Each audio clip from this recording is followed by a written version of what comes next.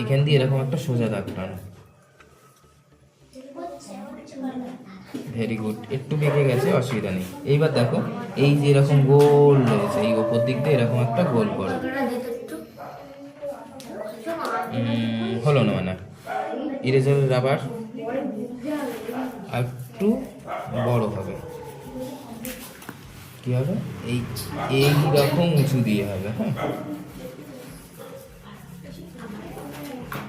এই তো হচ্ছে হচ্ছে ছোট হয়ে যাচ্ছে, ছোট হয়ে যাচ্ছে। এই ওই সাইড দিয়ে নিয়ে গিয়ে ওই হয়েছে, মোটামুটি হয়েছে, ভালোই করেছো, ভেরি গুড। এই এই এটার সঙ্গে এটা যোগ করো।